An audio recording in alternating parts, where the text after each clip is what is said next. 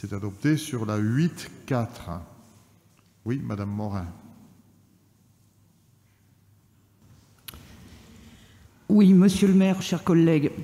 Alors nous avons été intrigués, je parle donc de la délibération 8-4 sur la cession de terrain pour la construction d'un collège à Palificat. Nous avons été intrigués par les dissonances qu'il y a entre, d'une part, la délibération et d'autre part, l'avis des domaines. La délibération parle de la cession de parcelles pour un total de 25 000 m².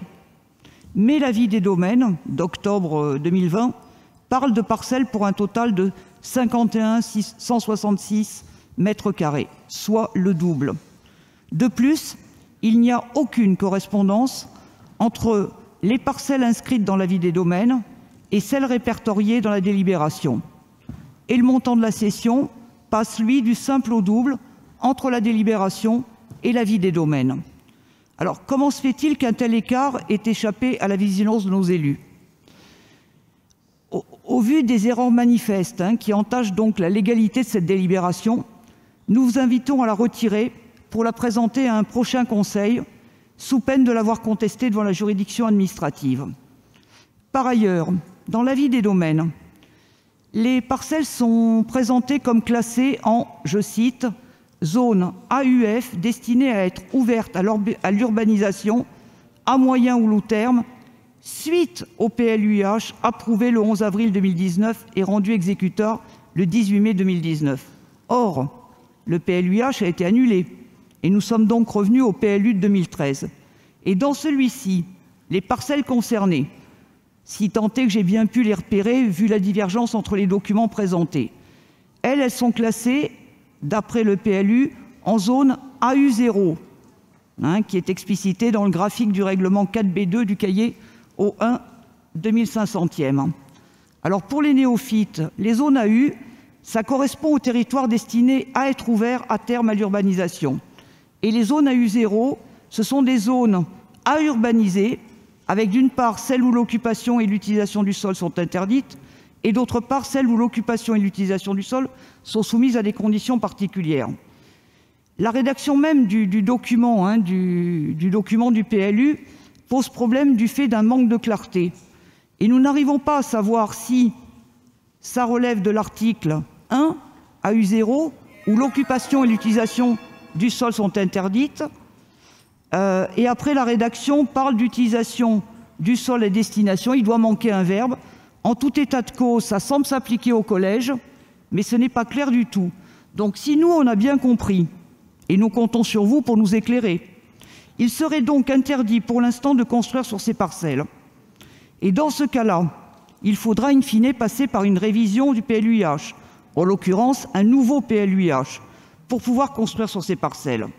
Pouvez-vous nous dire dans quelles conditions la construction d'un collège serait possible sur ces parcelles et dans quel délai, au vu des éléments que je viens de vous délivrer? Et puis après, au-delà des aspects techniques, nous tenons néanmoins à dénoncer la volonté de construire un collège dans un secteur qui est mal desservi et déjà régulièrement encombré avant l'arrivée de plusieurs centaines d'adultes et d'enfants. S'il existe effectivement une desserte en bus depuis le métro, il n'y a aucun réseau de transport structurant, cadencé et à haute fréquence pour les familles qui viendront de l'Aunaguet ou de l'Union, ou d'ailleurs. De plus, la zone de Palificat, avec ses nombreuses terres maraîchères sur laquelle la collectivité veut amener 17 000 habitants de plus, interroge sur la volonté de la collectivité d'aller vers une politique de zéro artificialisation nette. Je vous remercie de nous expliquer dans quelles conditions il sera possible de construire un collège, et semble-t-il rapidement. Bien, c'est ce que je vous propose, parce que là vous avez posé beaucoup de questions, mais il y en a certaines, au départ en particulier, qui sont des questions purement techniques de concordance entre deux documents. Donc on va demander à faire la vérification avec les services, et puis on repasse la délibération un petit peu plus tard dans l'après-midi. Nous allons maintenant revenir, comme prévu, en arrière sur la délibération 8-4, à la suite de l'échange entre notre collègue Madame Morin et Madame Legnaud. Donc un certain nombre de vérifications ont été faites sur les points que soulevait notre collègue Madame Morin. Donc je donne la parole là-dessus à Madame Legnaud. Merci, monsieur le maire.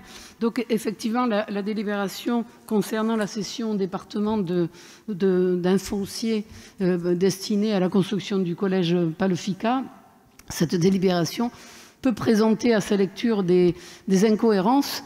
Et je comprends que cette délibération telle qu'elle est écrite puisse interroger, mais sans connaître, alors peut-être qu'il fallu que la délibération le précise, mais sans connaître l'historique de la cession de ces fonciers, effectivement, les chiffres qui sont annoncés peuvent paraître incohérents. Donc en fait, ce foncier avait été acquis par le PFL dans le cadre de la DUP pour Palefica, et ces fonciers étaient d'environ 51 000 mètres carrés, un peu plus de 5 hectares. Et effectivement, lorsque le PFL a cédé pour le compte de la métropole ces fonciers à la ville de Toulouse, il a fait faire une évaluation des domaines qui est celle qui figure dans la délibération, qui est une estimation des domaines qui était basée sur l'ensemble du ténement de foncier et qui a été évaluée à 30 € le mètre carré. Mais volontairement, cette estimation a été fixée par les domaines au prix au mètre carré parce que nous n'avions pas, à ce moment-là, connaissance exacte du besoin du collège et donc du département. Donc nous avons acquis, en fait, nous n'avons pas acquis la totalité du foncier. Dans la réalité, nous avons acquis 25 000 mètres carrés et la délibération dont on parle aujourd'hui fait état de la cession par la ville de Toulouse au département de ces 25 000 mètres carrés, puisque nous avons convenu d'une surface exacte avec le département. Et cette cession s'est faite au prix prévu. Enfin, la cession de l'EPFL à la ville de Toulouse s'est faite au prix des domaines. Et pourquoi nous n'avons pas mis d'estimation des domaines sur la cession ville de Toulouse au département? Tout simplement parce que nous avons un accord de coopération avec le département et que cet accord fixe la valeur à l'euro symbolique. Voilà. Donc je ne sais pas si j'ai été claire. Il y avait une estimation faite par les domaines pour l'ensemble du foncier. La ville a acheté une partie, la partie qui lui était nécessaire et qu'elle revend à l'euro symbolique au département. Ça, c'était la première question que vous posiez, qui concernait les surfaces qui apparaissaient dans la délibération. Alors, je vais aller très vite parce qu'il y a un autre point que vous avez abordé, c'était la constructibilité du foncier. Vous avez raison aussi. Le PLUiH étant tombé, le PLU ne donne pas de constructibilité à ce foncier. C'est la raison pour laquelle le département, et vous savez que c'est une procédure qui existe et qui est assez courante d'ailleurs, a déposé une déclaration de projet pour démontrer l'intérêt général du projet de collège. C'est assez classique comme procédure. Et ensuite, il y a une mise en compatibilité de la constructibilité avec le document d'urbanisme. C'est une procédure classique qui existe et qui permet justement, pour un projet d'intérêt général, de rétablir la constructibilité qui ferait défaut. Voilà les réponses précises que je voulais apporter. Peut-être un troisième élément que vous avez soulevé, c'était l'opportunité de construire un collège à cet endroit-là. Ben, effectivement, le département a fait une analyse foncière de ses besoins liés à une jauge, à un besoin de scolarité pour des jeunes relevant d'un collège. Et donc, c'est la raison pour laquelle il a identifié ce foncier. Je rappelle que c'est au bout du boulevard urbain nord. Et toute la mobilité ou les besoins en termes de mobilité seront calés et optimisés avec Tisséo au moment de l'arrivée, bien évidemment, de ce collège. Il faut savoir que c'est un secteur que vous connaissez bien, puisque c'est malgré tout un secteur en développement. Merci. Madame Morin. Oui, je vous remercie pour ces explications, mais qui ne me convainquent pas, et qui en tout cas ne me convainquent pas du bien fondé de cette délibération telle qu'elle est présentée aujourd'hui, et qui ne me paraît pas, et je pense que vous en conviendrez, possible de voter en l'état. Je pense que vous prenez un risque sur le plan juridique, et je vous invite vraiment à la retirer pour prendre le temps de faire une délibération qui soit réellement conforme avec les bons éléments. Hein, je vous rappelle quand même plusieurs problématiques. L'incohérence, vous m'expliquez que finalement l'avis des domaines était basé pour la cession qui a été faite entre vous et le PFL. Or là, ce n'est pas la cession entre vous et le PFL, c'est la cession entre vous et le département. Donc il me semble, et à moins que vous puissiez me donner des éléments réglementaires qui soutiennent votre position, il me semble qu'en l'état, vous ne pouvez pas faire voter cette cession en joignant cet avis du domaine. Par ailleurs, vous évoquez la constructivité du foncier. Vous me parlez d'une procédure de déclaration d'utilité publique. Non, de projet. Déclaration de projet. De projet. Déclaration de projet. Il ne me semble pas non plus qu'il soit aussi simple de modifier la constructivité sur cet élément-là. D'autant que dans les éléments de... Enfin, en tout cas, moi, ce que je constate, c'est qu'il vous a fallu un certain temps pour me trouver une réponse, que vous n'étiez quand même pas très certaine de vous, hein, vu le temps que vous avez utilisé. Et donc, si j'étais vous, par précaution, j'éviterais de poursuivre. Alors, je pense qu'il serait plus intelligent de reprendre les choses posément, de travailler un peu plus votre sujet, de façon à nous proposer une délibération qui soit un petit peu plus carrée.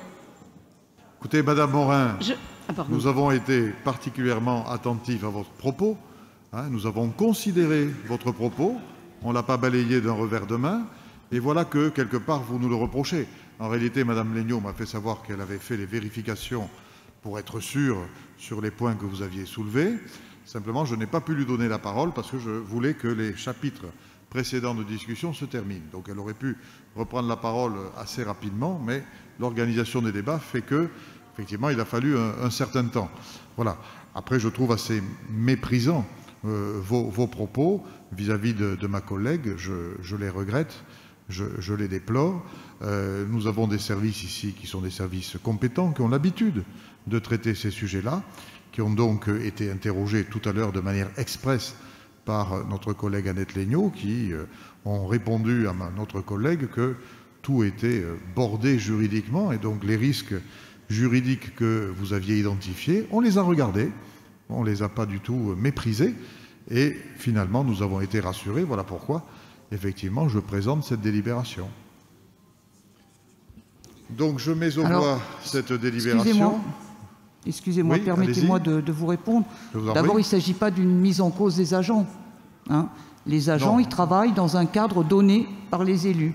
C'est-à-dire qu'il y a un nombre d'agents suffisant ou pas suffisant pour faire le travail. Donc moi, je ne vais pas reprocher aux agents de ne pas avoir fait le travail, d'autant qu'on peut, et c'est ce qui se dit hein, dans la collectivité, penser qu'ils n'ont peut-être pas les moyens de travailler dans des conditions sereines qui permettent de travailler les choses correctement. Vous vous égarez. Vous pouvez me laisser finir, s'il vous plaît? Oui, bien sûr. C'est assez, vous savez, c'est aussi du validisme, d'une certaine manière, de passer votre temps à me couper. Vous savez parfaitement que j'ai des difficultés cognitives. Donc, chaque fois que vous me coupez, que vous faites des interruptions, vous me déstabilisez. Ça ne vous empêche pas de donner dans la provocation en permanence. Vous voyez, vous recommencez, vous persistez. Je suis vraiment désolé. C'est vous qui persistez. En tout état de cause, est-ce qu'il est possible de s'exprimer sans être interrompu? Parce qu'à chaque fois, vous me déstabilisez. Alors, j'ai le sentiment que vous y prenez plaisir, mais ça serait quand même bien de cesser et de pouvoir me laisser m'exprimer sans m'interrompre toutes les 2 minutes. Voilà, est-ce que c'est possible, monsieur le maire? Écoutez, c'est possible, mais comme vous vous livrez à des provocations permanentes, vous comprenez bien qu'à un moment, la moutarde me monte au nez. J'en suis vraiment, vraiment désolé. Je vous remercie de votre désolation et je vous redonne la parole. Et je vous remercie encore cette fois. En tout état de cause, j'aimerais que vous puissiez, dans les prochains jours, de façon à ce que je puisse vérifier vos affirmations, me faire une petite note expliquant vos arguments sur le plan juridique, de façon à ce que je puisse examiner tranquillement, à tête reposée, la possibilité ou pas d'attaquer cette délibération, de façon à ne pas perdre de temps. Si vous avez des arguments qui tiennent vraiment la route, bah écoutez, je les accepterai bien volontiers. Et puis sinon, bah, ça me laissera le temps de saisir le tribunal dans le délai pour faire annuler la délibération. Je vous remercie d'avance. Écoutez, madame, on ne travaille pas comme ça. Cette délibération a fait l'objet d'un passage en commission. C'est donc C'est donc en commission qu'il faut poser les questions. Des questions ont été effectivement posées à propos de cette délibération, me dit Annette Legnaud, en commission. Les réponses ont été apportées en commission. Donc à partir de là, le travail de la collectivité a été fait normalement. Après le passage en commission, nous passons en conseil. On ne va pas faire des notes juridiques aux uns et aux autres. Vous avez cette délibération. Si vous voulez remettre cette délibération entre les mains de vos conseils juridiques et si eux-mêmes et vous, vous estimez qu'il y a matière à attaque, vous aurez toute liberté pour déférer cette délibération comme cela vous plaira. Donc je mets aux voix cette délibération, puisque de toutes les informations dont je dispose, il ressort qu'elle est assurée sur le plan juridique. Qui ne participe pas? Qui s'abstient? Qui vote contre? Cette délibération est adoptée.